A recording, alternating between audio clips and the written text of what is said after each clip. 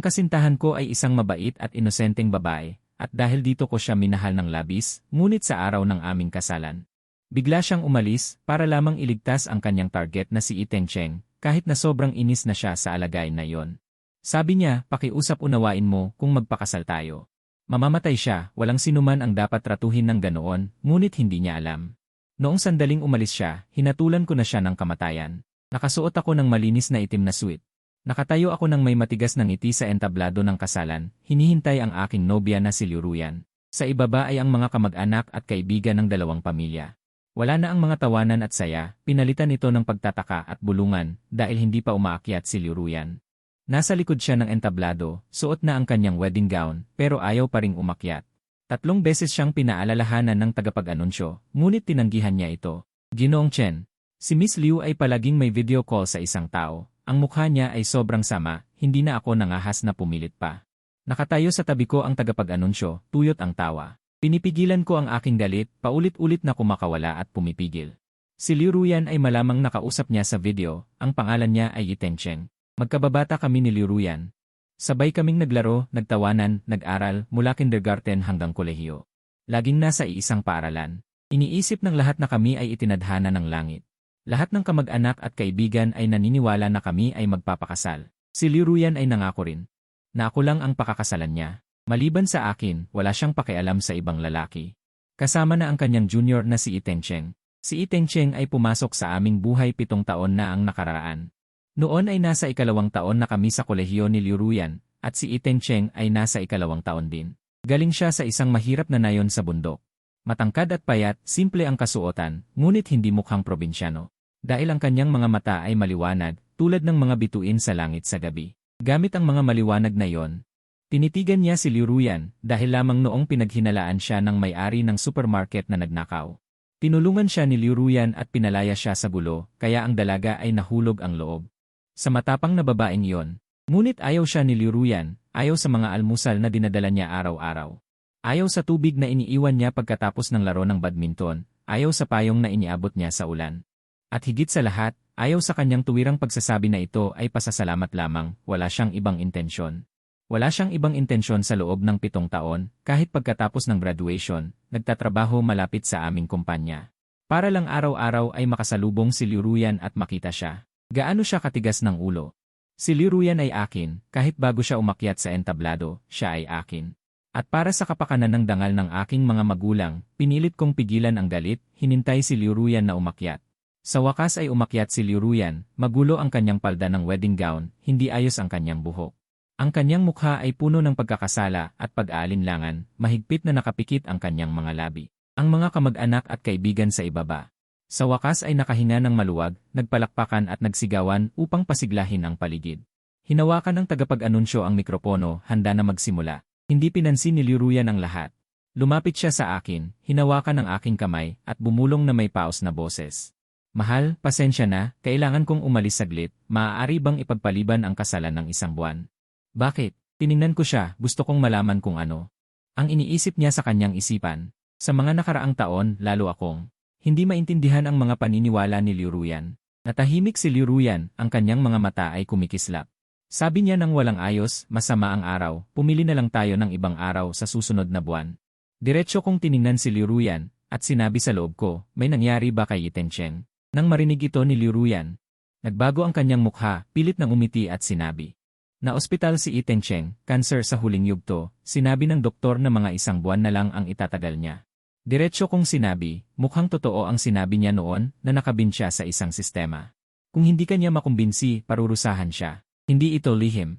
Sinabi na ni Ethan Cheng kay Liu Ruyan noon pa na kailangan niyang mapalapit kay Liu Ruyan. Kung hindi, mamamatay siya. Sa buong buhay niya, si Liu Ruyan lang ang kanyang mamahalin. Bumuntong hininga si Liu Ruyan at sinabi, pinarusahan siya ng matindi.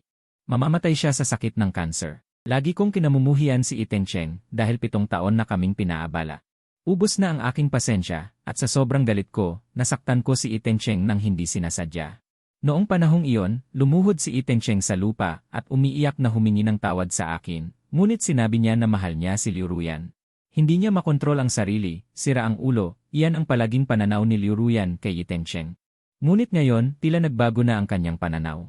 Sinabi ko, hindi naman tatagal ang kasalan para sa ikabubuti ng dalawang panig. Tapusin muna natin ang seremonya bago pag-usapan ng iba, malamig kong sinabi ang aking opinyon.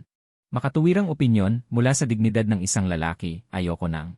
Sa harap ng maraming tao ay mapahiya, kaya sinubukan kong gamitin ang mahinahong tono upang makipag-usap, pinangangalagaan ko ang natitira kong dangal, nagbago muli ang mukha ni Liuruyan.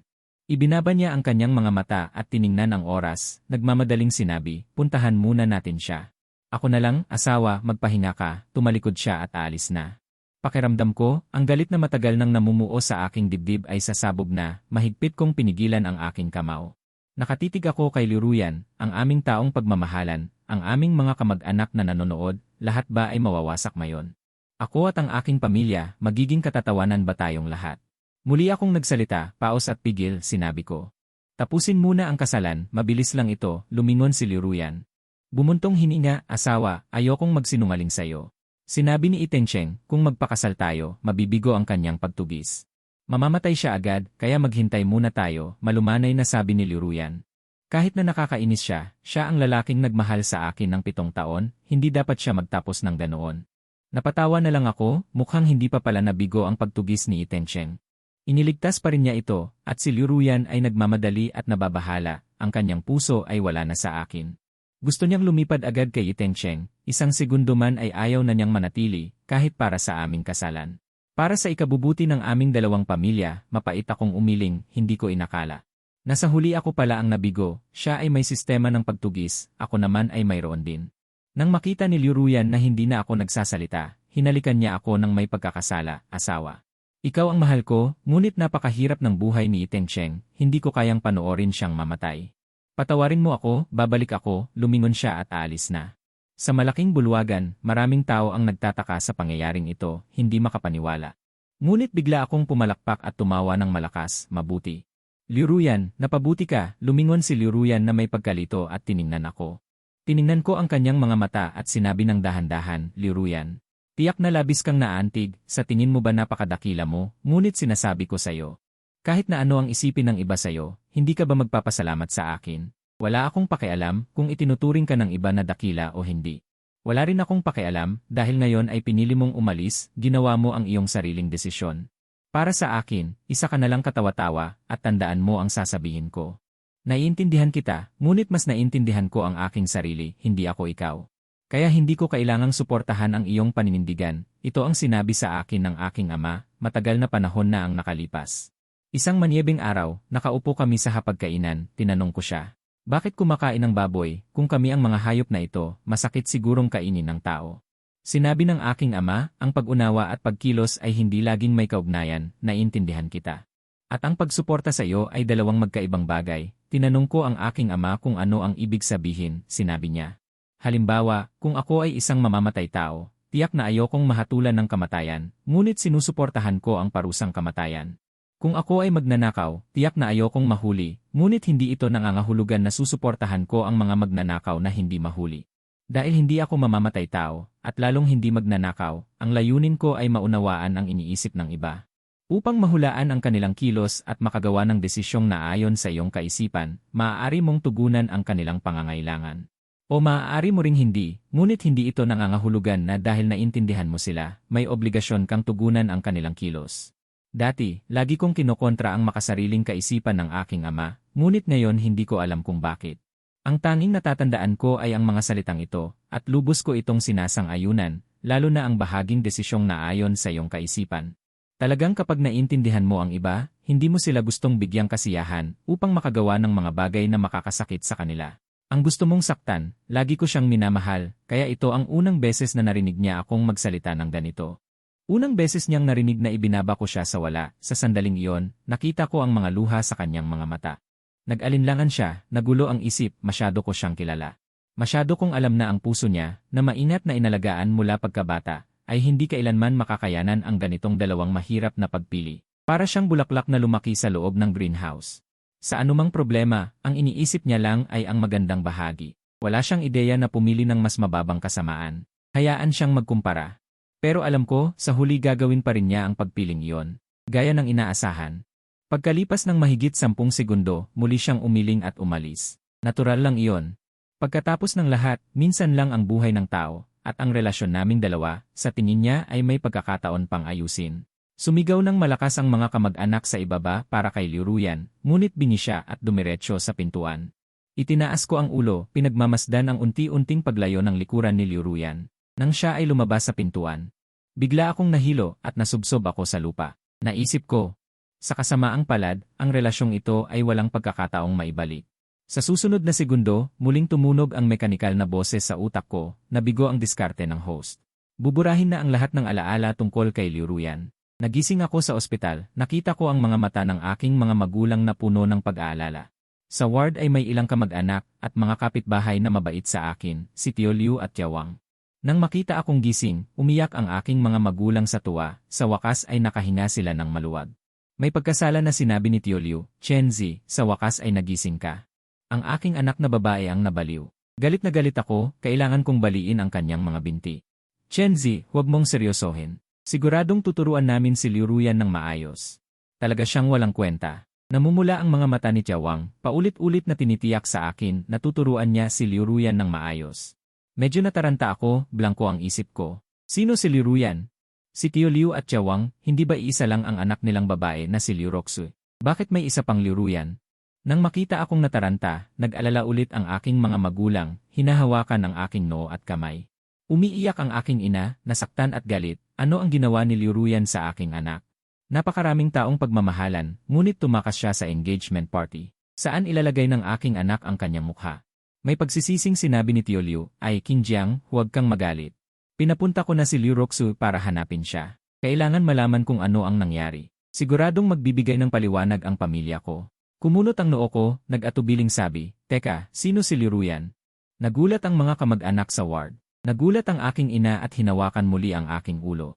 Sumisigaw ng doktor, dumating ang doktor. Sinuri ako ng detalyado muli.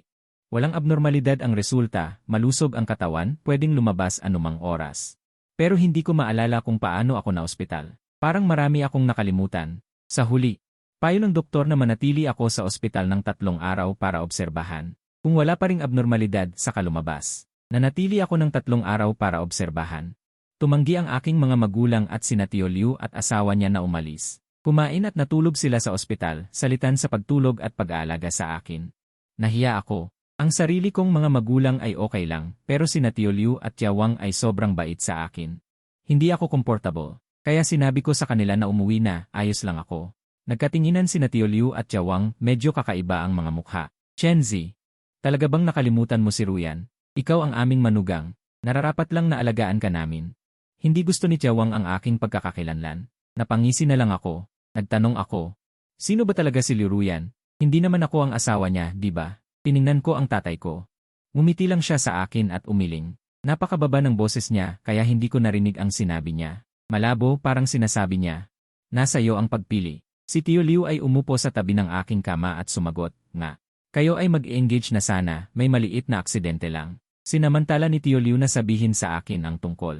Ang tungkol sa amin ni Liu Ruyan. Tapos na ang engagement party, hindi niya nakalimutang sabihin ang tungkol sa pagkabata. Na kami ni Liu Ruyan ay naglalakad ng aso, ng aasar ng pusa, umakyat ng bundok at puno. Sabi niya, "Noong 7 taon kayo, nagpunta ang aming 2 pamilya sa dagat. Hindi sinasadyang natangay si Ruyan ng alon. Hindi ka nag-isip at tumalon para yakapin siya. Kung hindi dahil sa lifeguard, pareho kayong." Ay, sabi ni Tio Liu habang pinagmamasdan ang aking mukha, umaasang maalala ko. "Baka sobrang galit ka kaya nakalimutan mo pansamantala. Chenzi, alagaan mo ang iyong sarili.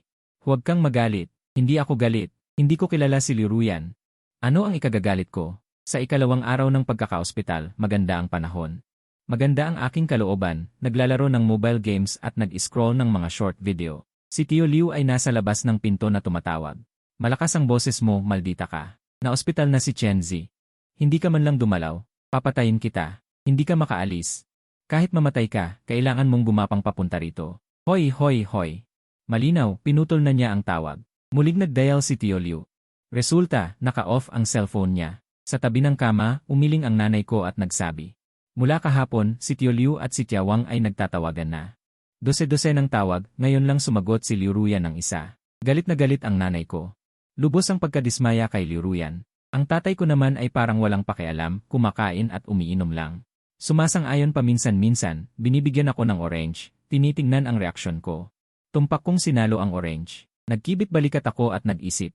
Anong kinalaman ko? Babae lang ang makakapigil sa bilis ng espada ko. Kaya nag-umpisa na naman ako ng bagong laro. Nang hapon, dumating si Liu Roxu. Siya ang anak ni Tio Liu.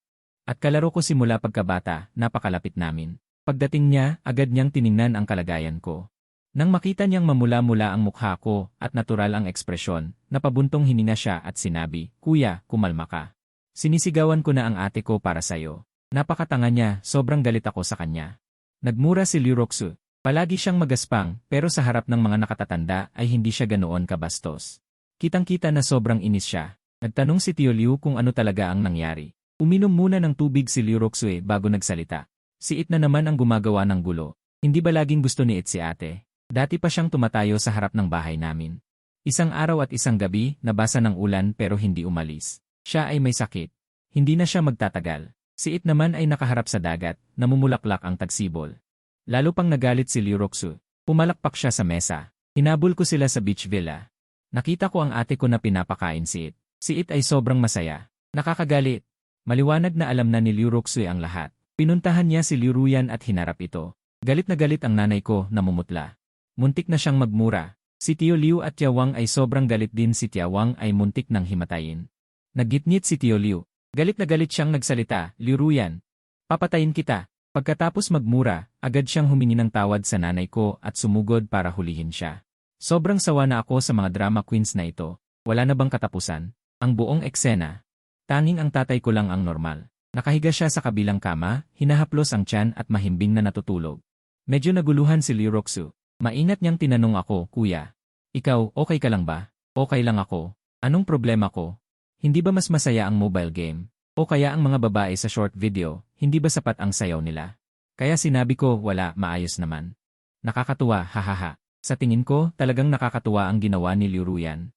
Sobrang telenovela. Nagtinginan silang lahat. Ang nanay ko ay parehong galit at nag-aalala. Natatakot siyang may sira na ang utak ko. Kaya hinila niya ako sa ospital para magpa-check up. Normal pa rin ang resulta. Pero lahat ay nag-akalang abnormal ako. Si Tio Liu, walang sabi-sabi, galit na hinanap si Liu Ruyan. Sa ikatlong araw, ibinalik niya si Liu Ruyan. Ang nanay at tatay ko, si Tia Wang. Si Liu Roxue, lahat sila naroon. Pagpasok ni Liu Ruyan sa kwarto, unang-una niyang tiningnan ako. May guilt at pag-aalala sa mukha niya. "Asawa, okay ka ba? Gusto ko talagang puntahan ka noon pa, pero kakalabas lang ni It sa ospital." Mahina ang katawan niya. Kailangan ko siyang alagaan. Lumapit si Liu Ruyan para humingi ng tawad. Tiningnan ko siya. Sa totoo lang, ang ganda ng babaeng ito. 1.65 metro ang taas, slim at mahaba ang katawan, malalaking mata. Mahirap hindi mapansin. Sinabi ko, "Tio Liu, Tia Wang, kailan kayo nagkaroon ng isa pang anak? At saka, ang ganda niya." Pinuri ko. Natigilan si Liu Ruyan, sumimangot at hinawakan ang kamay ko. "Asawa, ako si Ruyan. Magkaibigan tayo mula pagkabata. Huwag kang magsalita ng pabiro." Hindi pa siya tapos magsalita, likas kong binawi ang kamay ko. Sumimangot ako, hindi nasisiyahan. "Sino ka? Bakit mo basta-basta hinahawakan ang kamay ko?" Taong matino ako. Natigilan muli si Liu Ruyan, pagkatapos ay yumuko at mumiti ng mapait. "Sabit ng tatay mo na nawalan ka ng alaala. Alam ko na nagkukunwari ka lang. Galit ka sa akin. Pasensya na, asawa. Kasalanan ko, sabihin mo sa akin." Muli niyang hinawakan ang kamay ko. Lalo pang lumiit ang noo ko at itinulak siya palayo. "Huwag mo akong hawakan." Sa totoo lang, kung hindi dahil sa mga kwentong iyon tungkol kay Liu Ruyan na sinabi nila sa akin, baka naakit talaga ako sa kanyang kagandahan. Pero ngayon, para sa akin, bilang isang tagalabas, isa rin siyang babaeng manloloko. Kahit naiintindihan ko ang kanyang mga aksyon. Ano bang pakialam ko doon? At ano bang kinalaman ng kanyang iniwang nobyo? Wala akong karapatang patawarin siya para sa nakaraang ako, lalo na't wala akong rosas na salamin ng pag-ibig. Sa halip, baka mas lalo ko siyang kasuklaman kaysa sa nakaraang ako. Hindi inaasahan ni Liu Ruyan ang ganito kalakas kong reaksyon, muntik ko na siyang itulak sa lupa. Mapait at nakakahiya para sa kanya. Ibinaba niya ang kanyang mga kamay at niyakap ang kanyang ulo, paos ang boses. "Hindi na kita hahawakan. Alam ko na sobra kitang nasaktan, pero malapit nang mamatay si Itencheng, alam mo rin yon. Mamamatay siya. Siya ay isang malungkot na tao, mahirap ang pamilya. Mahirap ang buhay, hindi pa siya nakaranas ng isang magandang araw." Itinaas ni Liu Ruyan ang kanyang ulo at sinabi, "Ang kanyang kabataan at kasariwaan ay nasayang sa akin, at ngayon ay mamamatay na siya. Hindi ako maaaring manatiling walang malasakit, hindi ko kayang panoorin siyang nagdurusa. Ang buhay ng isang tao. Hindi ba mas mahalaga kaysa sa ating engagement party? Tanong ni Liu Ruyan sa akin. Muntik nang mabuwisit ang nanay ko. Sinampal ni Tio Liu si Liu Ruyan sa ulo. Tumahimik ka. Ito ba ay tungkol sa engagement party? Anong Yiteng Cheng, anong hindi? Siya ba ang mahalaga o si Chen Zi? Tumutol si Liu Ruyan. Tatay, hindi ganyan ang paghahambing. May cancer si Yiteng Cheng. Sobra na ang ibinigay niya para sa akin. Biglang nagsalita ang tatay ko. Sobra na ang ibinigay niya para sa'yo. Ano namang kinalaman ni Chen Zi ko? Nagkaganyan na naman ang itsura ng tatay ko. Ang itsurang nagtatanong at hinihintay ang reaksyon ng kausap. Nanigas si Liu Ruyan sa kinatatayuan. Bago pa siya makasagot, si Yiteng Cheng o kung sino mang iba, patay man o buhay. Kumpara sa engagement party ng anak ko, wala silang halaga. Siyempre, para sa ama ni Yiteng Cheng, kahit ang sugat ni Yiteng Cheng mula sa pagkadapa ay mas mahalaga kaysa sa engagement party ng anak ko. Kaya, ano ba ang mahalaga? Namula si Liu Ruyan. Pakiramdam niya ay mali ang sinabi ng tatay ko pero wala siyang masabi na kontra. Sandali. Muli siyang tumingin sa akin at gustong hawakan ang kamay ko. Medyo nainis ako. Sa totoo lang, wala akong pakialam kung ano ang mahalaga o hindi. Ang tingin ko lang sa babaeng manloloko sa harap ko ay sobrang nakakasuka at nakakadiri. Maganda naman siya, bakit kailangan niya akong guluhin? Kaya muli ko siyang itinulak palayo, huminga ng malalim at pinalayas siya. Huwag mo na akong abalahin. Ayaw na kitang makita. Pakiusap, umalis ka na. Gusto rin ng nanay ko na umalis na si Liu Ruyan. Pinisil ni Liu Ruyan ang kanyang mga labi at dahan-dahang tumayo. Mahal ko, sana maging makatwiran ka. Sobrang hirap na ni Yiteng Cheng. Kung gaano ako kasaya, ganoon siya kahirap. Pwede kang magkunwaring wala kang memorya. Pwede mo akong kamuhian, tatanggapin ko lahat. Pero sana maging mapagbigay ka. Bigyan mo si Yiteng Cheng ng kaunting pangunawa at kapatawaran. Nakinig ako at talagang walang maintindihan. Ano ba ito? Ano ba ang sinisigaw mo? Pasensya na, hindi talaga kita kilala. Tungkol kay Yiteng Cheng, parang isa siyang kaklasiko noong kolehiyo. Mahirap talaga siya. Ikaw na lang ang mag-alaga sa kanya, mahalin mo siya ng mabuti. Sana maging masaya kayo. Taos puso kong hinihiling na sila ay magkasama hanggang sa pagtanda at magkaroon ng mga anak. Muling bumuntong hininga si Liu Ruyan.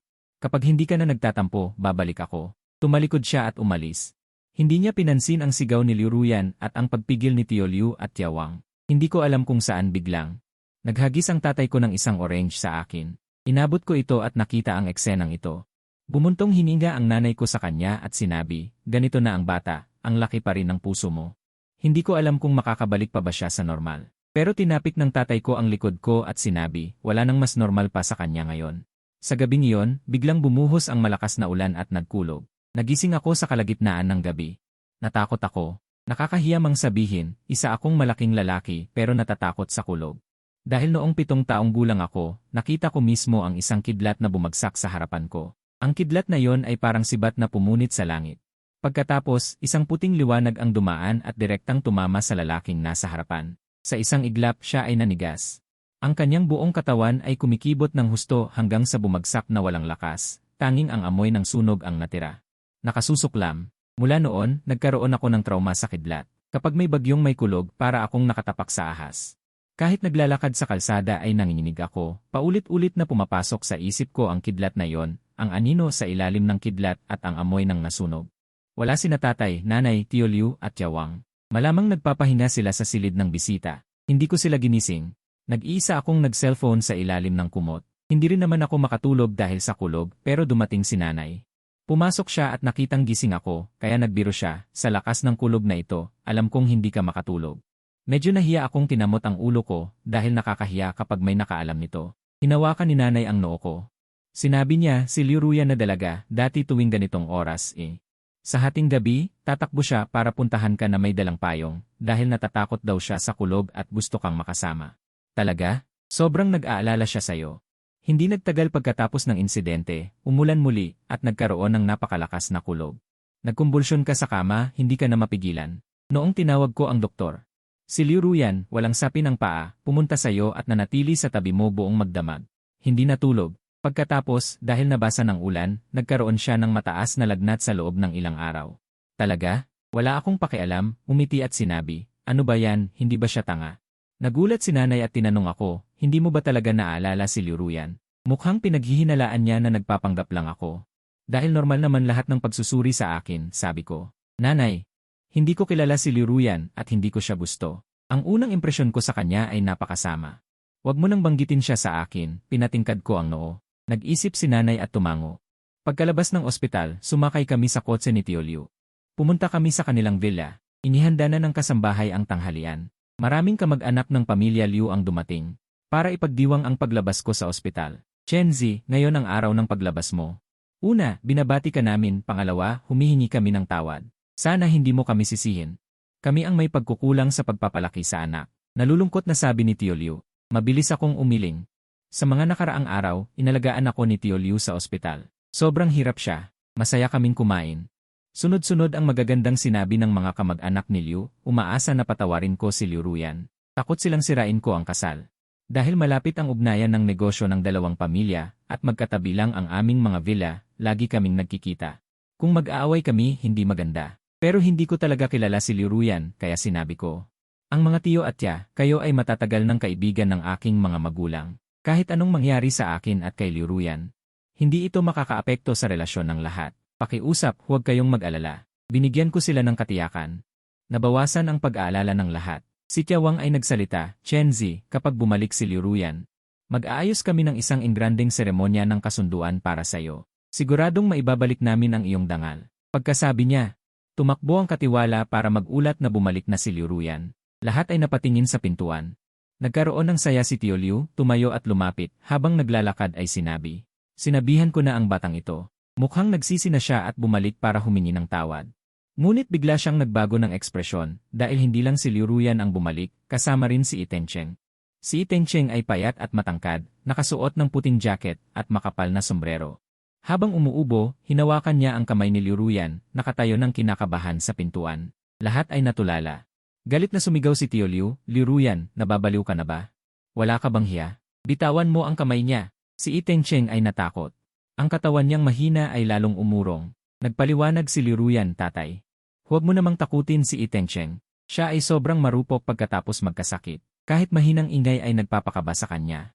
Kahapon sa tabing dagat, umuulan at napakalakas ng hangin at alon. Hindi siya makatulog. Kaya gusto ko siyang dalhin muna sa bahay. Kayo naman ay laging wala, hindi ko alam na kakain kayo ngayon dito. Tumahimik ka. Baliw ka na. Umalis ka agad. Sumama ka sa Itencheng na yan. Galit na galit si Tio Liu. Lalong umurong si Itencheng. Nakayuko, walang imik. Nagtataka ako, ano kaya itsura ng bida ng kwentong ito na puno ng drama? Matagal na akong hindi nakakita kay Itencheng, ang dating kaklase ko sa kolehiyo. Kaya gusto kong malaman. Lumapit ako at sinenyasan si Tio Liu na huminahon. Nagtagpo ang tingin namin ni Liu Ruyan. Umiiwas siya, nahihiya at nagkasala. Wala akong pakialam sa kanya. Inoobserbahan ko si Itencheng. Napangiti siya ng pilit habang nakatitig. Sumilip ang isang maputlang mukha at ang mga mata niyang maningning pa rin. Sobrang kumikinang ang kanyang mga mata. Parang unang sinag ng araw sa umaga na sumasalamin sa ibabaw ng tubig. Kahit wala siyang kulay sa mukha. Kasama ang magkapares na malinaw na mga mata ay masasabi pa ring maganda siya. Noong kolehiyo, simple lang siya. Lumang damit din at sa buong katawan ay nagpapakita ng kawalan ng tiwala. Hanggang ngayon, wala pa rin siyang tiwala. Mas malala lang ang itsura niya. Dahil may cancer siya, si Itencheng. Ilang taon na tayong hindi nagkita. Umiti ako. Natigilan si Itencheng. Tinititigan ako ng may pagtataka. Si Liu Ruyan ay nagsalita, asawa. Lahat ng kasalanan ay akin. Huwag mong sisihin si Itencheng. Dadalhin ko na siya ngayon. Hinila niya si Itencheng para umalis, pero sinabi ko, ganito na siya. Isang ihip ng hangin ay matatangay. Saan mo siya dadalhin? Dito na siya manatili. Maganda ang kapaligiran dito, sariwa ang hangin, pwedeng tawagin ang pribadong doktor anumang oras. Angkop para sa pagpapagaling. Nagmungkahi ako. Natanga muli si Itencheng. Si Liu Ruyan ay hindi natanga. Pero parang natulala siya. Marahil dahil sa sobrang pagiging mapagbigay ko, sa hindi ako nagsiselos. Hindi niya matanggap. Baka naisip niya na sinasabi ko ang kabaligtaran. Asawa. Ano ba talaga ang gusto mo? Sinabi ko na 1 buwan mula ngayon ako magpapakasal sa'yo. Ganyan ba talaga ang gusto mo? Ginagamit mo si Itencheng para mambuska. Ilang araw na lang ang natitira sa kanya. Pwede mo bang pasayahin siya? Lalo siyang nagalit. Pakiramdam ko ay wala akong maintindihan. Ano bang ikinagagalit ng babaeng ito? Napakawalang katwiran. Hindi sapat ang katapatan sa dating kasintahan. At ang pagtataksil ay hindi lubos. Sensitibo at arte, parang isang biro.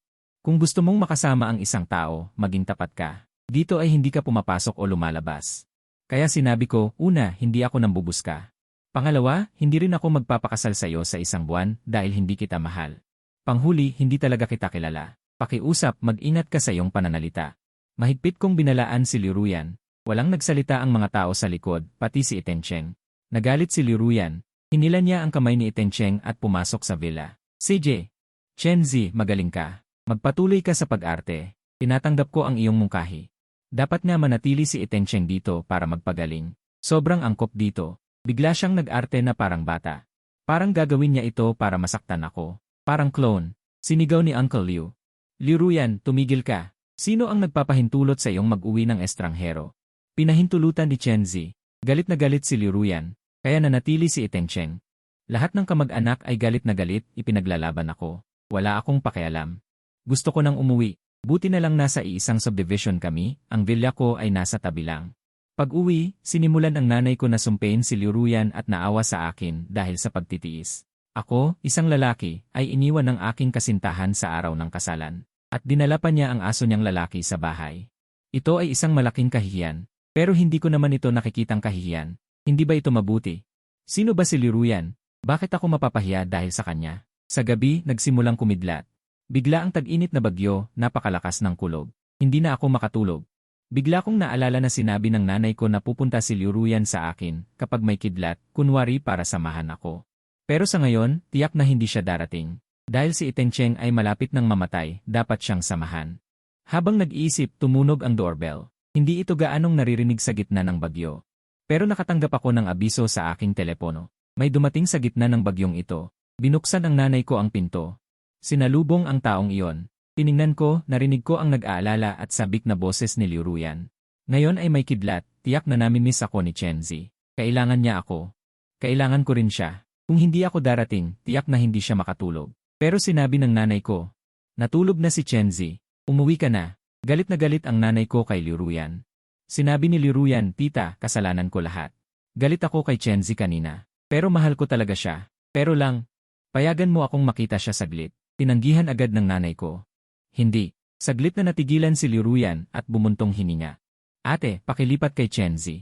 Alam kong hindi niya ako nakalimutan. Hihintayin ko siyang patawarin ako. Kahit habang buhay na paghihintay, abay nakakadiri naman ang babaeng ito. Nanindig ang balahibo ko. Sa sandaling iyon, pumasok ang tatay ko sa pintuan. Agad akong pumikit at nagkunwaring tulog. Naramdaman kong umupo siya sa tabi ng higaan ko. Naramdaman kong nag-cruise ang kanyang mga paa. Naramdaman kong nakatingin siya sa akin. Naramdaman kong 2 beses niyang sinuri ang aking paghinga. Wala na akong masabi. Sa wakas, hindi ko napigilang tumawa at nagbiro, Tay. Natatakot ka bang bigla akong mawalan ng hininga para manahin mo ang aking kayamanan? Natawa ang tatay ko at hinampas-hampas ang kanyang tiyan. Ngunit sa susunod na segundo, bigla siyang naging seryoso at sinabing, pumunta ako rito para may sasabihin sa iyo. Umupo ako. Sa madilim na liwanag, ang kanyang mga mata ay malalim at hindi mabasa. Akmang bubuksan ko ang ilaw. Ngunit umiling siya sa akin at sinabing, tingnan mo sa loob ng villa ng pamilya Liu. Sa direksyon ng 2 palapag, huminto siya at nagdagdag, huwag masyadong halata. Magtago ka. Pumihit ako at sa bintana, sa tabi ng kurtina. Tumingin ako sa isang maliit na siwang. Nakita ko ang kwarto niya sa 2 palapag. Nakaon ang ilaw sa kwartong iyon. Isang matangkad at payat na figura ang nakatayo sa tabi ng bintana, matamang nakatingin sa akin. Nagulat ako bigla. Tiningnan ko ng mabuti, hindi ba si Itencheng yon? Nakatayo siya roon na parang multo. Mabilis kong ibinalik ang aking katawan. Kung hindi, magkakaroon ako ng bangungot. Tanong ng tatay ko. Ano ang nakita mo? Inisip ko ang kanyang tingin at sinabing. Nakita ko ang puot. Malamang ay itinuturing niya akong karibal sa pag-ibig. Ngunit umiling ang tatay ko. Sinabi niya, hindi mo ba naisip na ang kanyang tingin ay puno ng kalkulasyon? Iyon ay hindi talaga ang tingin ng isang taong malapit ng mamatay. Sa halip, para siyang nagpupumilit na mabuhay. Kung ang isang tao ay hindi mo maintindihan, malaki ang posibilidad na may ilang impormasyon na nakalimutan. O hindi pinansin, hanggat siya ay isang normal na tao sa kanyang puso. Tiyak na may dahilan na maipapaliwanag ang lahat. Kung hindi mo siya maintindihan, maging mas maingat ka. Dahil hindi mo alam kung ano ang gagawin niya. Pagkatapos sabihin yon, tumayo ang tatay ko at umalis, iniwan akong mag-isa sa pag-isip. Isang gabing malakas na ulan ang dumaan, ang lupa ay naglalabas ng sariwang amoy. Si Liu Ruxu ay tumakbo palapit sa akin. Kumakain ako ng almusal. Walang hiya niyang kinuha ang gatas at ininom. Habang umiinom, sinabi niya, Kuya, sobrang nagulat ako. Ngayon ay titira na kayo kasama ni Itencheng. Umuwi na ang mga magulang ko sa kumpanya. Sumasama ang pakiramdam ko. Sa bahay nila. Siya na lang, si Liu Ruyan at si Itencheng. Nagpatuloy siya, galit na galit ang mga magulang ko. Kinansela nila ang card ng ate ko. Pero marami nang naipon na pera ang ate ko. Napakasutil niya. Sabi niya, kung palayasin namin si Itencheng, magpapakamatay siya. Walang tigil ang reklamo ni Liu Roxu. Nakikinig ako at naiisip kong tumawa. Napaka-emosyonal na tanga. Kuya, hindi ko na talaga kaya. Ayaw ko nang tumira sa bahay. Kailangan kong lumabas at magsaya. Pumunta tayo sa anibersaryo ng alma mater natin. Bukas na lang. Biglang nagmungkahi si Liu Roxu. Natigilan ako. Anibersaryo ng alma mater. Tama nga, malapit nang magkaroon ng anibersaryo ang universidad ko. Kami, mga dating mag-aaral. Pwedeng bumalik para magdiwang. Si Liu Roxu ay talagang junior ko sa paaralan. Ilang taon lang ang agwat. Tinanong ko si Liu Roxu, bakit bigla kang naging interesado sa anibersaryo? Nagkibit balikat si Liu Roxu. Sabi niya, kaninang umaga, tinawagan ng paaralan ang ate ko para imbitahan siyang pumunta sa anibersaryo.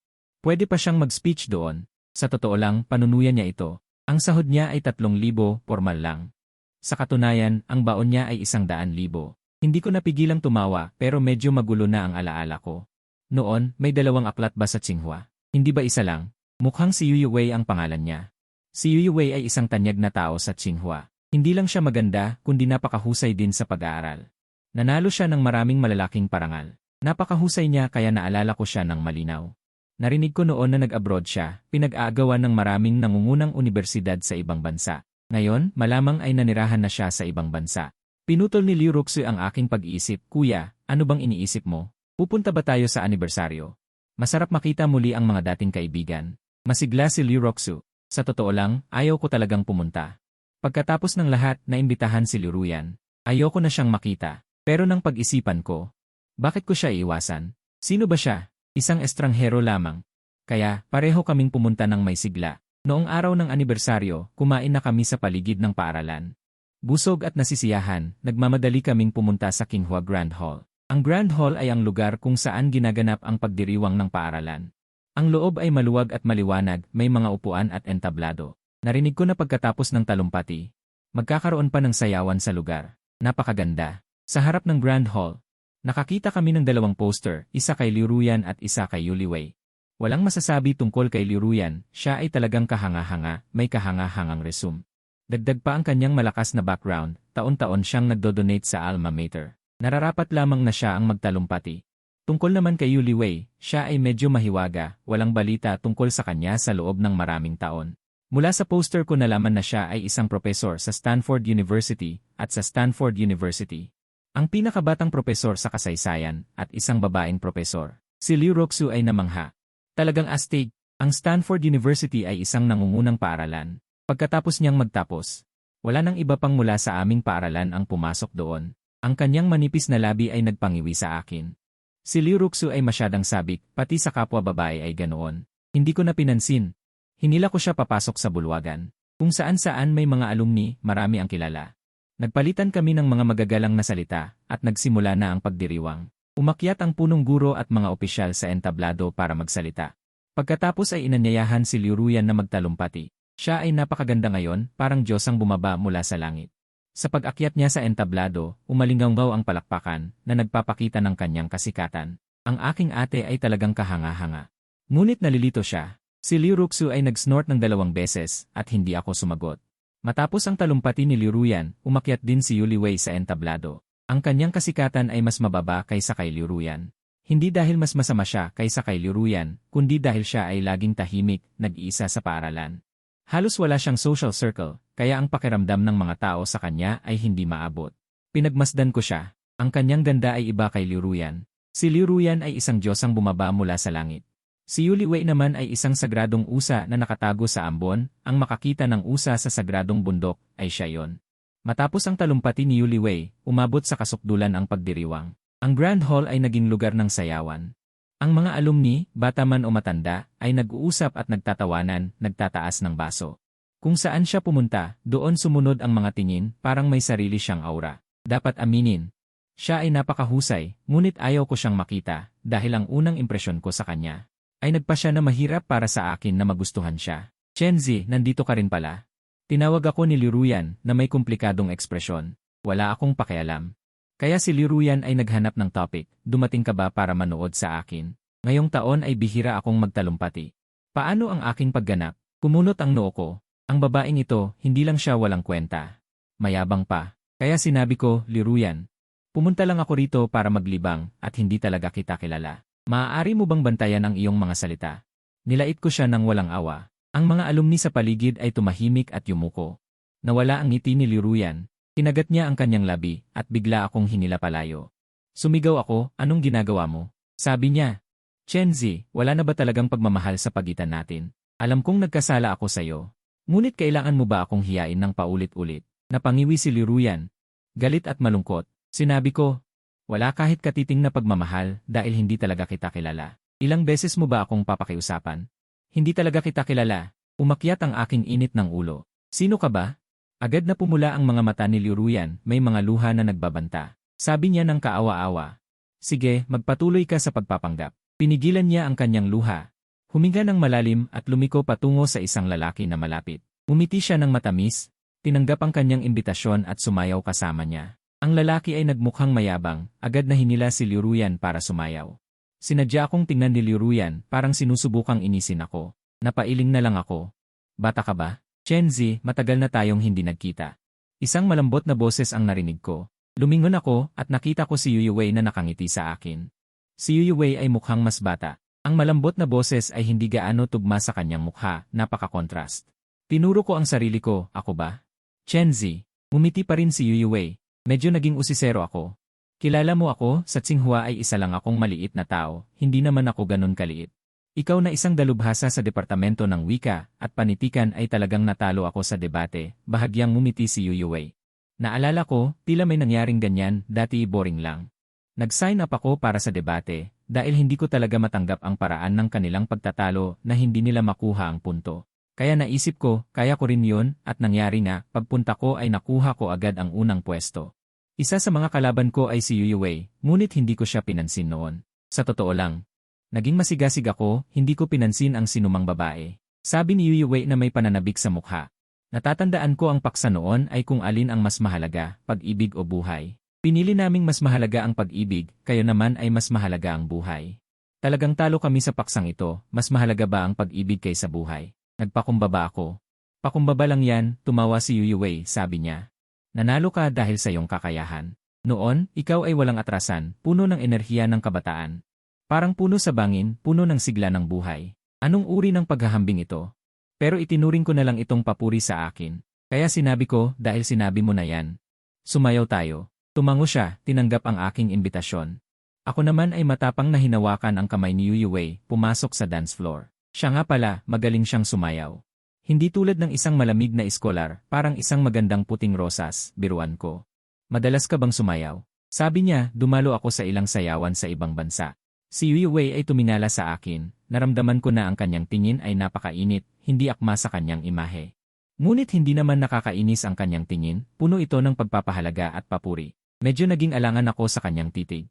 Naghanap ako ng paksa, tanong, parang matagal ka nang hindi umuwi sa bansa, bakit ka ngayon bumalik?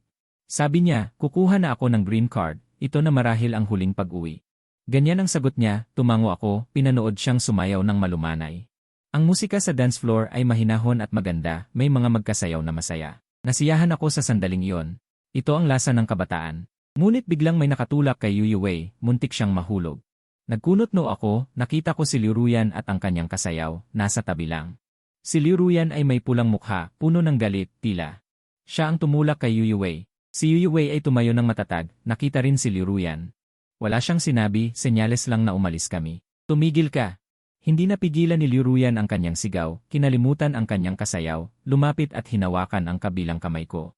Si Yuyuwei ay may hindi masayang mukha, sabi, Liruyan, ano ang gusto mong gawin? Mas hindi masaya si Liruyan, sabi, Yuyuwei, hindi mo ba alam na si Chenzi ay aking nobyo?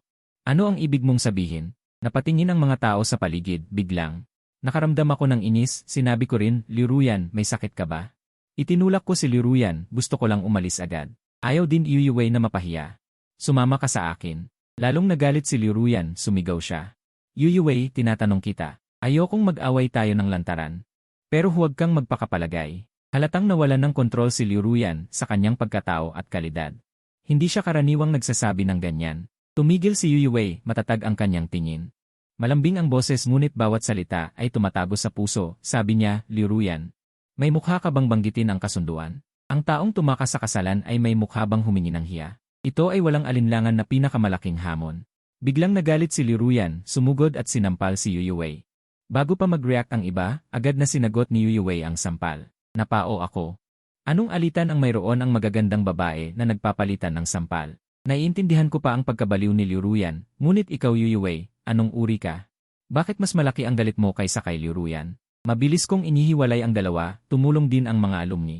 Pareho silang may dugo, nasugatan ang ilong ni Yuyuwei. Sana sumama siya sa akin. Walang pag-aalinlangan, inalalayan ko si Yuyuwei at umalis, sabi, pumunta tayo sa ospital. Natigilan si Liruyan, sabi niya, Chenzi. Lumingon ako sa kanya, ang kanyang mukha ay puno ng pagkagulat at hindi matukoy na takot. Tila sa wakas ay natakot siyang mawala ako. Dinala ko si Yuyuwei sa school clinic, simpleng ginamot ang sugat. Wala na si Yuyuwei, tanong ko, nabaliw ka ba? Ang babaeng propesor ng Stanford University ay nakipagsapakan sa party. Hindi ka ba nahiya?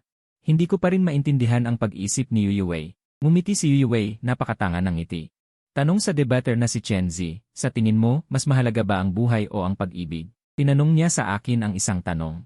Para bang maraming taon na ang nakalipas, nakatayo siya ng mariin sa entablado, seryosong nagtatanong sa akin. Natigilan ako, pagkatapos ay hinampas ko ang ulo niya at tinanong, baliw ka ba? Siya naman ay nagsalita mag-isa, sa tingin ko mas mahalaga ang pag-ibig, dahil kung walang pag-ibig, ang buhay ay isang balat lamang. Ang balat na buhay at patay ay walang pagkakaiba. Seryosong sabi ni Yuyuwei. Labis akong nainis. Baliw pa rin siya sa pag-ibig, pero ayaw kong makipagtalo sa kanya tungkol sa paksang ito. Kaya nag-shrug ako at nagsabi, sige, sige na. Mahalaga ang pag-ibig. Panalo ka na ngayon. Napangiti na naman siya. Pakiramdam ko sobrang saya niya ngayong gabi, napakaliwanag ng kanyang ngiti, pero dumidilim na ang paligid. Kailangan ko nang hanapin si Liu Ruxue, ang babaeng mahilig kumain. Dito na tayo maghihiwalay, kung may tadhana, magkikita pa tayo, sabi ko.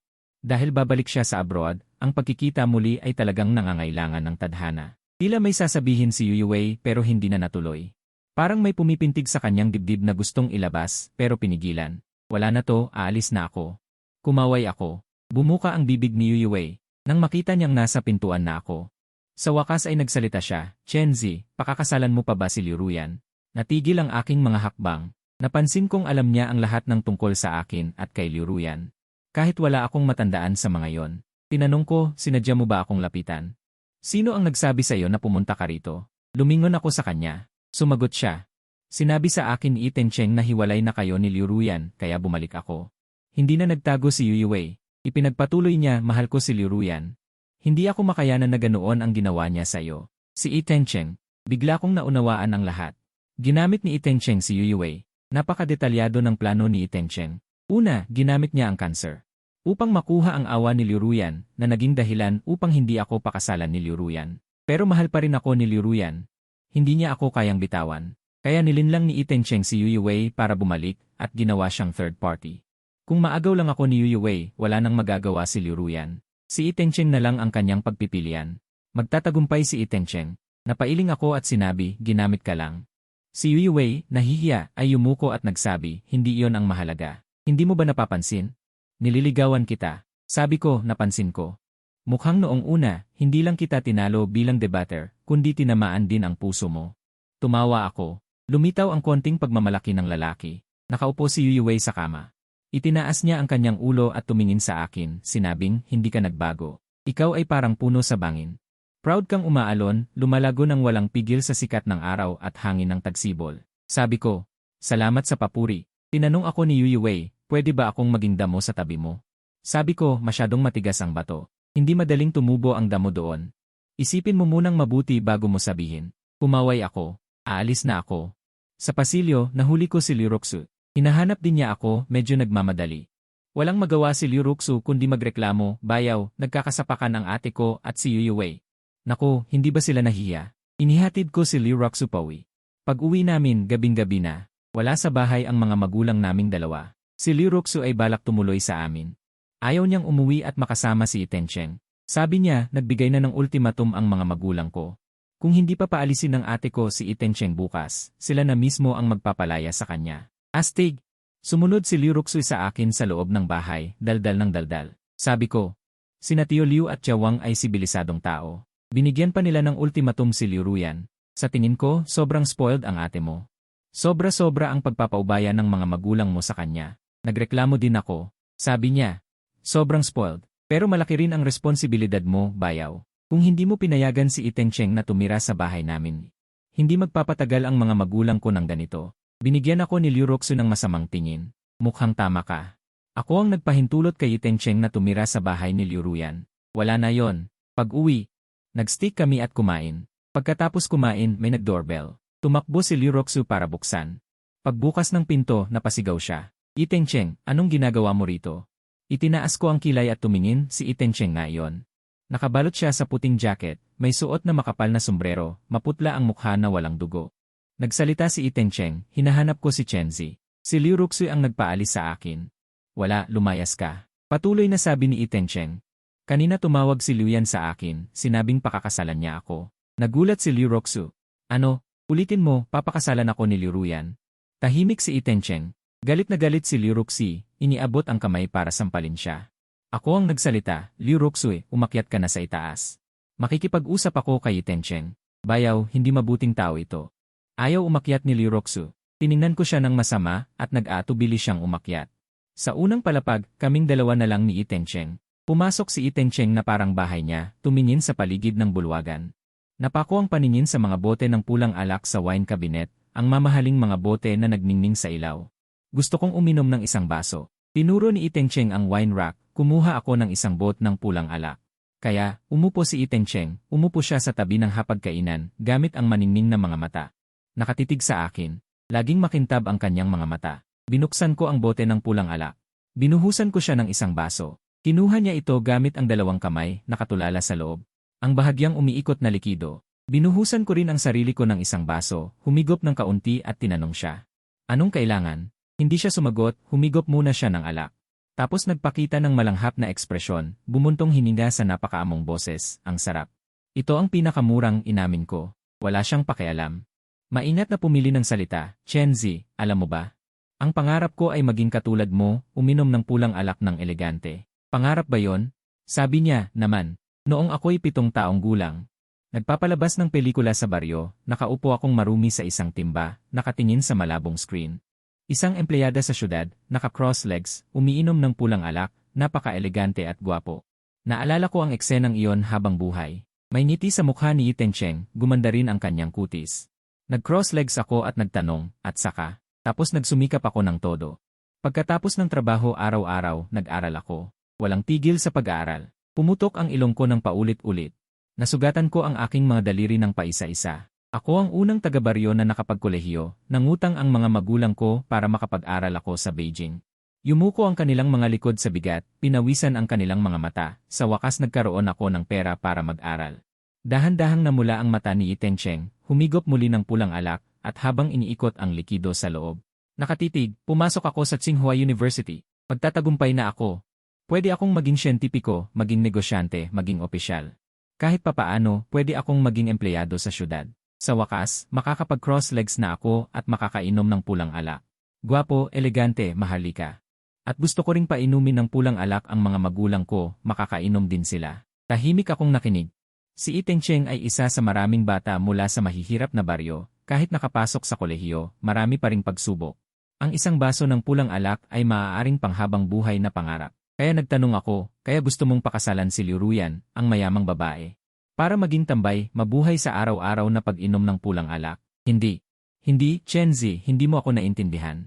Mapait nang umiti si Itencheng, may magandang kinabukasan ako, may kakayahan at pagkakataon akong baguhin ang kahirapan ng aming pamilya sa maraming henerasyon. Nakita ko pa nga ang baso ng pulang alak na yon, abot kamay ko na ito, pero nasistem ako, kailangan kong manipulahin si Liu Ruyan. Hahaha. Nakakatawa, ginamit ko ang 7 taon ng aking buhay at kabataan para manipulahin ang isang babae. Naging sunod-sunuran ako sa kanya, kung hindi mamamatay ako. Bigla kong naunawaan. Kung hindi dahil sa sinabi sa akin ng tatay ko noong araw na yon, hindi ko maiintindihan ang tungkol sa sistema at pagmamanipula na sinabi niya. Noong araw na yon, sinabi ng tatay ko na ang mata ni Itencheng ay mata ng isang taong naghahangad mabuhay, hindi ng isang taong mamamatay na. Hindi ko pa lubos na maintindihan. Nang maglaon, maraming beses kong pinag-isipan sa aking silid, talagang hindi ko maisip. Bakit kailangang gawin ni Itencheng na mamamatay na ang lahat ng iyon? Ang mga paraang iyon ay hindi para kay Liruyan na samahan siya sa kanyang huling mga araw, kundi paraan ng isang nakatataas, lalo na, bakit kailangan pang pumunta sa pamilya Liu? Kung para lang samahan siya ng isang buwan. Pumunta tayo sa malayong lugar na malapit sa dagat, basta maghanap lang ng hotel. Ngayon ay lubos ko nang naunawaan.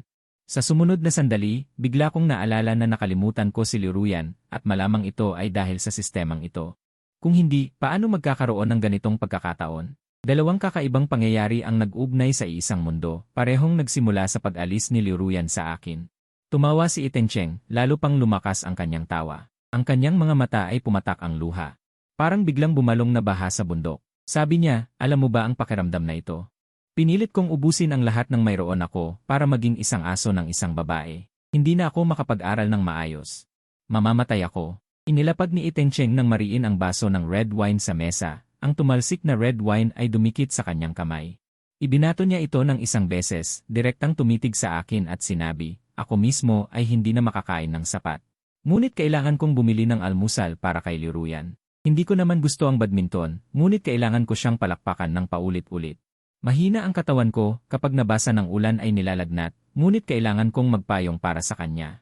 Kapag ayaw ko, nanganganib ako ng kamatayan mula sa sistema. Parang may bakal na lubid sa aking leg. Mahigpit itong pumipigil sa akin, hindi ako makahinga. Maraming sinabi si Itencheng. Ang kanyang mga luha ay dumaloy sa kanyang pisngi at mabilis na nawala. Tiningnan ko siya ng buong buo, kaya. Hindi mo gusto si Liruyan, sabi niya. Ako, isang lalaking tulad nito. Hindi kailanman nangarap ng pag-ibig. Sa aking paningin, tanging ang basong red wine na yon ang aking ninanais. Walang sinumang lalaki ang handang mag-aksaya ng 7 taon ng kabataan para sa isang babae. Ang tinatawag na pag-ibig. Hindi man lang katumbas ng 7 araw kong pagsisikap. Tiyak na sabi ni Itencheng, ngunit sa tingin ko siya ay napakakatawa-tawa. Gayunpaman, medyo interesado akong pakinggan ang kanyang pag-amin na ito. Kaya tumango ako. Ipinagpatuloy ko siyang pagsalita. Si Itencheng ay suminghot ng ilong, hindi tulad ng pag-uulit, bumuga siya ng mainit na hininga. Dinaya ko si Yuyuwei pabalik. Alam kong lihim kang iniibig niya mula pa noong debate niyo. Ang debate na yon tungkol sa buhay at pag-ibig, kung alin ang mas mahalaga. Buong buo ko itong pinanood. Hindi niya binigo ang aking inaasahan, pinagalitan niya si Liruyan hanggang sa sumabog ito. Dahil sa kanya, nagpa siya si Liruyan na maghiganti sa'yo. Gusto niyang pakasalan ako para pagsisihan mo. Namilipit ang labi ni Itencheng sa isang naiinis na ngiti. Sabi niya, alam ko ang kanyang intensyon. Gusto kanyang pukawin. Para pigilan mo siyang pakasalan ako. Kaya pumunta ako sa'yo, nakikiusap na tulungan mo ako sa huling pagkakataon. Huwag mong pigilan, hayaan mo akong tapusin ang gabay na ito. Kung babalik ang aking loob, hindi na siya pakakasal kay Itencheng. Kaya ang gabay ni Itencheng ay hindi na matutupad. Tinanong ko, kapag pinakasalan ka ni Liruyan, matatapos na ang lahat. Gagamutin na ang iyong cancer, tama ba? Lahat ay matatapos. Si Itencheng ay sobrang pagod. 7 taon na, malapit na akong 30. Pagod na ako. Kailan pa ako makakainom ng red wine? Sabi niya. Kumuha siya ng bank card mula sa kanyang bulsa. Tiningnan ko siya, itinulak niya ang card sa harapan ko. Nag-atubili siya, ito ang aking naipon na 89,000 piso mula sa pagtitipid. Lahat ng aking pinagdaanan ay nasayang kay Liruyan. Kaya ganito na lamang ang naipon ko. Ibibigay ko ito sa iyo bilang kabayaran. Ang password ay 137,654. Umiling ako, ngumiti. Itencheng. Sa tingin ko, nagkakamali ka sa akin. Nagtaas siya ng ulo ng naguguluhan, nagkatinginan kami. Inangat ko ang aking kilay, sinuri ko ang kanyang mukha, at tinanong ng salita sa salita. Sa tingin mo ba ako ay isang tangang mabait na tulad ni Liruyan? Hindi ko hinintay ang kanyang reaksyon. Nagpatuloy ako, bakit mo inaakala na tutulungan kita? Marami kang sinabi dito. Ano ang gusto mong sabihin? Gusto mong sabihin kung gaano kakaawa. Gaano kahirap ang iyong buhay, kung paano ka pinilit ng sistema na habulin si Liruyan. Lahat ay sa pilitan, kaya mo sinira ang aking kasalan. Kaya dapat kitang intindihin. Hahaha, napaka-interesante mo. Naintindihan ko na. At pagkatapos, pasensya na, mas naintindihan ko ang aking sarili. Siyempre maaari mo akong sirain sa anumang dahilan, ngunit ano ang kinalaman ng iyong dahilan sa akin? Hindi mo naman kailangang isakripisyo ang iyong buhay para sa aking kaligayahan para tayo ay maging buo. Kaya maaari kang maging payapa. Gumamit ng mga paraan at pakana, ngunit tulad nito, wala akong obligasyon na tumulong sa iyo para mabuhay. Sinasabi ko muli, hindi ako si Liruyan. Kung mamatay ka dahil dito, wala akong daladalang moral na pasanin. Sa halip, iisipin ko lang. Napakadali ng iyong kamatayan. Napaka-interesante mo. Nawala ang aking alaala. Isang tagalabas lang ako pero araw-araw kayo rito, walang tigil sa pagrereklamo sa akin. Tungkol sa bagay namin ni Liu Ruyan, ang mga basurang ito lang ay sapat na para isipin kong napakasama ninyong dalawa. Binago ko ang usapan at sinabi, pero tulad ng sinabi ko, kung ganito ka mamamatay, masyadong madali. Naisip ko, ang makuha at mawala ang pinakamasakit. Kaya sinabi ko, tatanggapin ko ang huling bayad. Tungkol naman sa pinaghirapan mong pera, tatanggapin ko rin. Sumunod na segundo, itinapon ko ang tinatawag na gantimpala ni Itengcheng sa basurahan. Hindi niya ito pinulot, uminom lang siya ng baso ng red wine. At umalis dala ang kanyang may sakit na katawan. Bumaba si Liu Ruxu at nagtanong, umalis na ba ang lalaking iyon? Ano ang sinabi niya? Wala. Una kong itinapon ang baso sa mesa. Kasama sa basurahan. Nagtataka si Liu Ruxu, wala raw sinabi. Kaya bakit siya pumunta? Pakakasalan ba talaga siya ng ate ko? Walang duda, galit na si Liu Ruyan kay Yu Yuwei. Pakakasalan niya si Itengcheng para asarin ako. Isang araw, tinipon niya ang mga kamag-anak at kaibigan ng dalawang pamilya para kumain.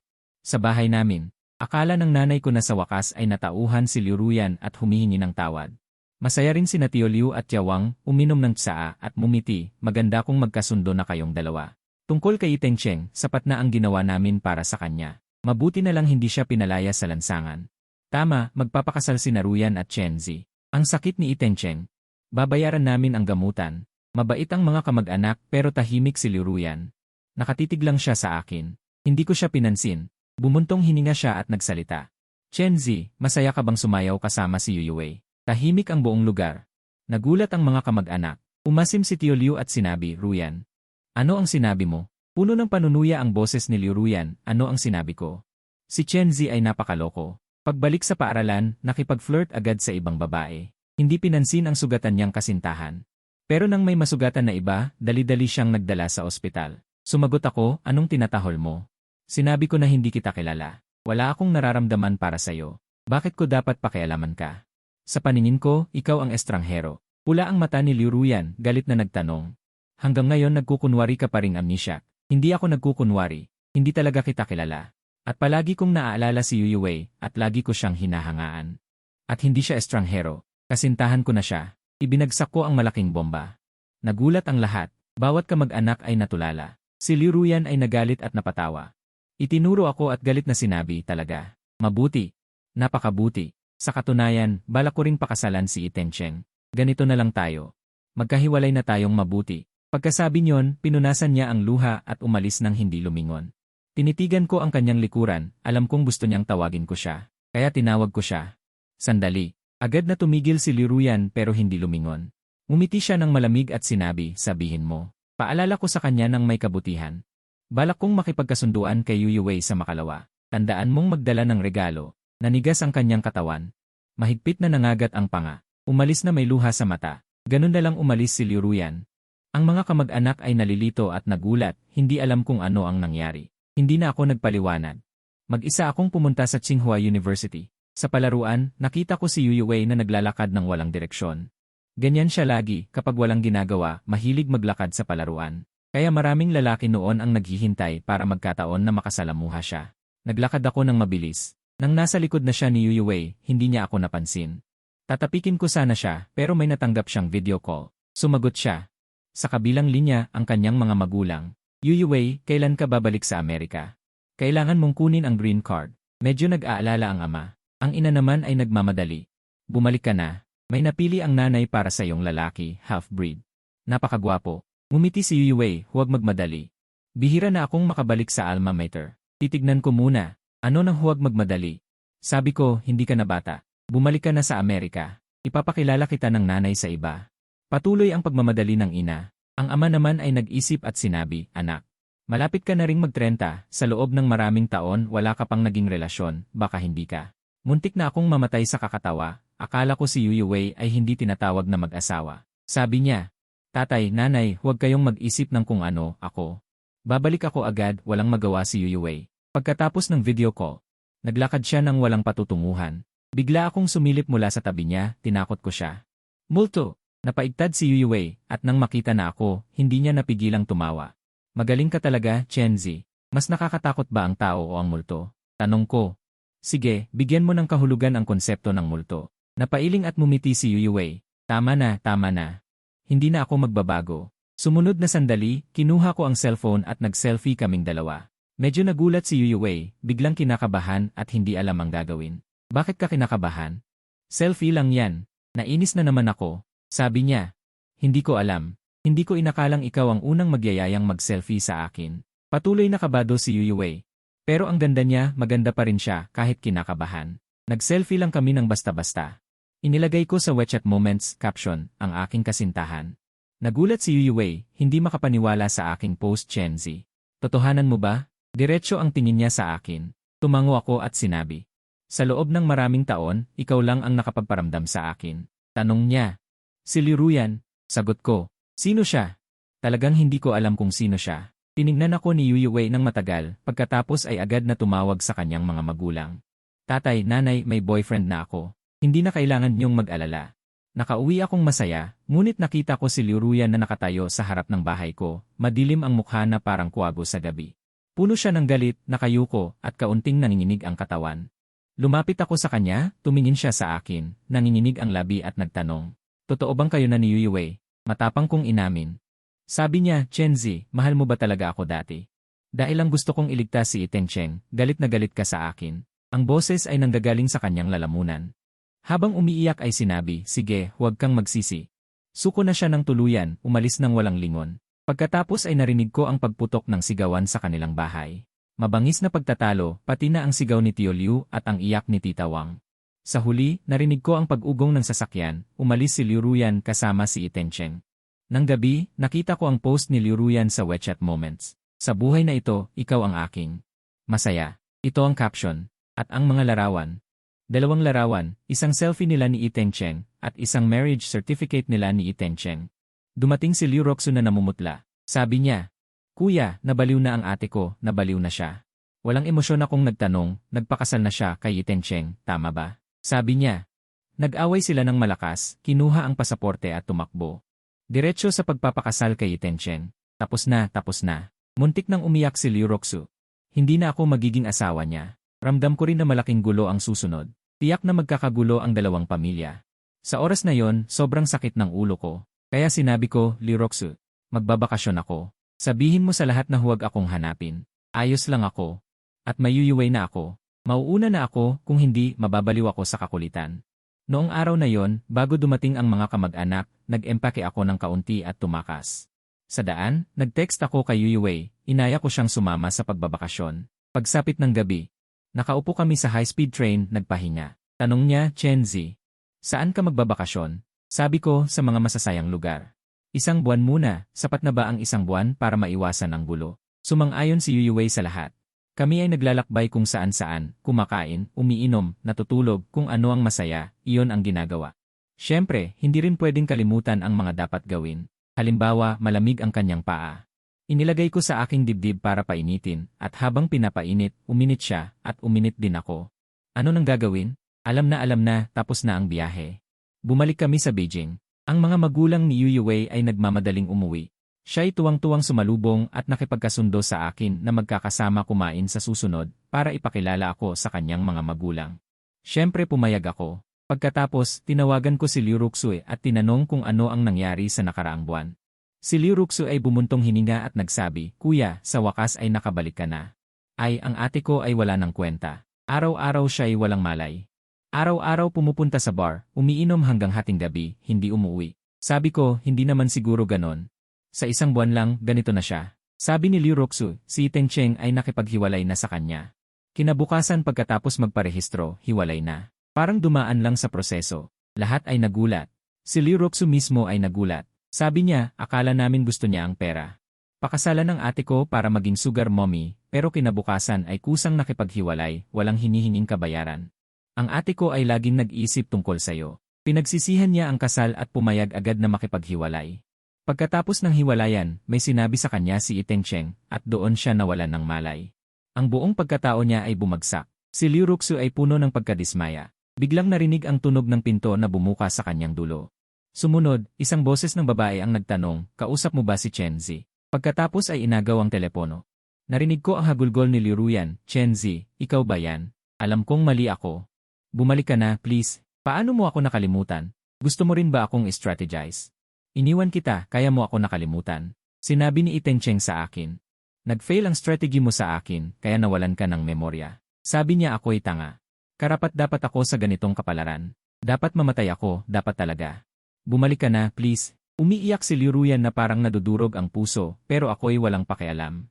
Ito ang utang niya kay Chen Zi noong nakaraan. Pero may isa pang may utang na hindi pa nababayaran. Kaya sinabi ko, Ena Liu, kahit hindi tayo magkakilala, pero base sa sinasabi mo, ang dapat mamatay ay hindi ikaw. Mabuti ang intensyon mo, pero ginamit ka lang, di ba? Ilang segundo ang lumipas na walang nagsalita sa kabilang linya. Dagdag ko pa, kung isipin ng mabuti. Kahit gaano kagaling magsalita si Emily Tencheng, na wala siyang magawa, na kung hindi magstratehiya ay mamamatay siya. Yaong ay kanyang alitan sa sistema. Hiwalay na usapin. Ikaw, Ruyan, ay literal na nagligtas ng kanyang buhay. Bakit naman iisipin niyang sinaktan siya ng sistema, kaya ganoon siya kawalang utang na loob sa kanyang tagapagligtas? Hindi ka man lang pinasalamatan ni Tencheng. Sa lahat ng panahon, ang trato niya sa iyo ay parang ikaw ang may utang sa kanya. Anong klaseng lohika yan? Sa harap ko, maaari kang maging mananakit, pero sa harap niya, pareho kang biktima at tagapagligtas. Mali ba ako? Patuloy ko, yan. Hindi pa huli ang lahat para itama ang pagkakamali. Kung nagkamali ka, dapat mong ituwid. Kung walang lakas ng loob na magbago, paano ka hihingi ng tawad sa iba? Nag-aalala siyang nagtanong, ang ibig mong sabihin ay you. Pinutol ko. Ella Liu, hindi mo na kailangang tanungin kung ano ang ibig kong sabihin. Nag-asawa na ako kay Yu Wei. Paalam, pinatay ko ang aking telepono. Maganda ang aking kalooban.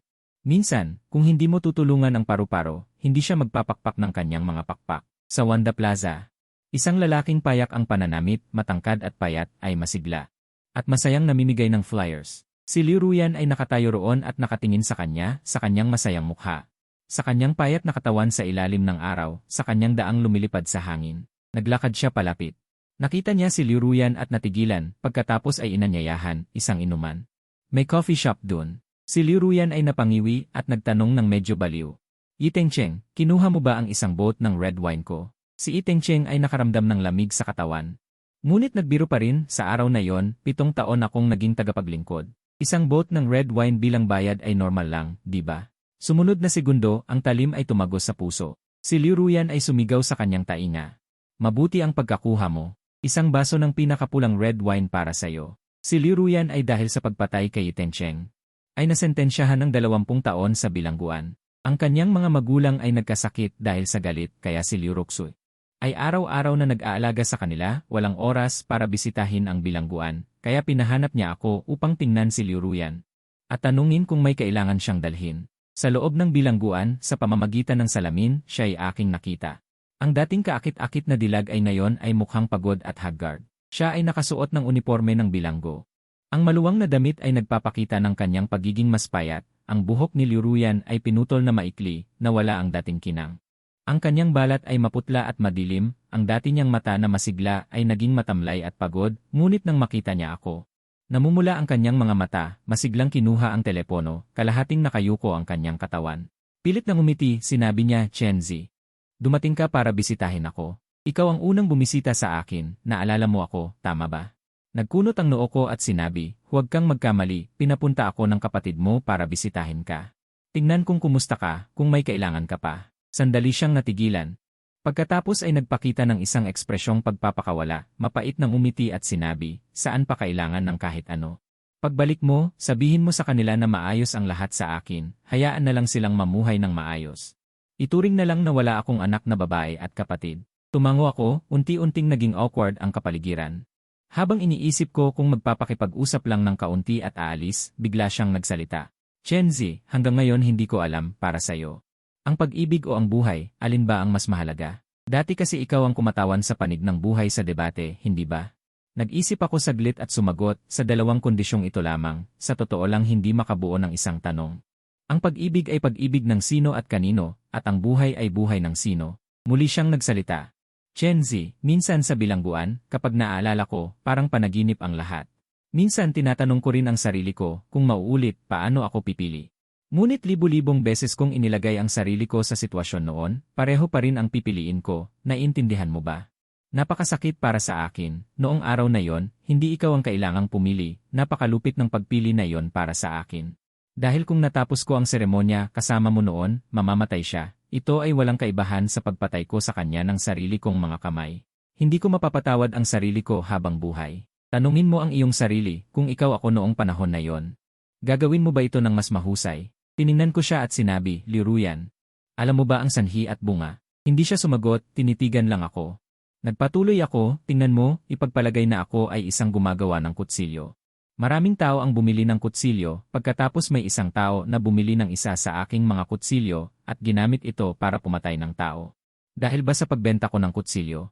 Ipagpalagay na naglalakad ako sa kalsada, nahulog ang isang buton sa lupa. Pagkatapos ng 2 araw, may dumating na tao, natapakan ito at nadapa. Ang ulo ay tumama sa gilid ng kalsada, namatay agad, tanong. Dahil ba sa pagkalaglag ko ng butons na naging sanhi ng kanyang kamatayan? Ang sagot ay malinaw na. Totoong ang mga sanhi na ito ang nagdulot ng mga epekto, ngunit, ang lahat ba ng sanhi na nagdudulot ng epekto ay pantay-pantay ang kahalagahan? O ang pinakamalapit sa epekto?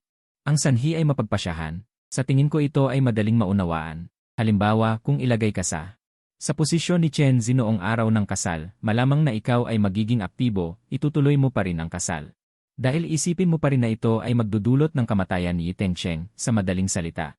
Iisipin mo pa rin na pinatay mo si Tengcheng gamit ang iyong sariling mga kamay. Dagdag ko pa. Ang susi ng problema ay, hindi ako ganoon mag-iisip, hindi ko kailangang pumili. Hindi dahil wala ako sa iyong posisyon, kundi dahil hindi ko kailangang pumili. Tanungin ka kung kumain ng manok o baboy. Maaaring kailangan mong pumili, tanungin ako kung kakain o magugutom, bakit ko kailangan pang pumili? Umiling si Liruyan, ayaw tumingin sa aking mga mata, sa telepono lang siya nagsalita. Chen Zi, mapapatawad mo pa ba ako? Sinabi ko. Liruyan, sinabi ko na, naintindihan ko ang iyong pinili. Ngunit iyon lang, pagkatapos umalis ng bilangguan, hindi ko na nakita si Liruyan. Narinig ko na nabaliw siya sa bilangguan, sa huli ay malubha na kailangan ilipat sa mental hospital. Upang gamutin, lagi siyang humihila at gusto niyang pilit na sampalin. Habang sinasampal, sumisigaw, bawal makalimot. Sa mga oras na ito, dapat may isang tao. Nasasabihin na alala ko, saka siya huminahon. Makalipas ang 1 taon, ikinasal ako kay Yu Yuwei. Noong panahong iyon, unti-unti kong kinuha ang negosyo ng pamilya Chen mula sa aking ama dahil sa salitang pag-unawa. Lagi kong naayos ang interes ng mga kasosyo at laging nasa tamang oras na tumatama sa kahinaan ng mga kalaban. Dahil sa salitang pag-unawa, pumili ako na gumawa ng maraming desisyon na naayon sa interes ng kumpanya. At dahil sa personal na kagustuhan, pumili ako na gumawa ng maraming desisyon na hindi naayon sa interes ng kumpanya.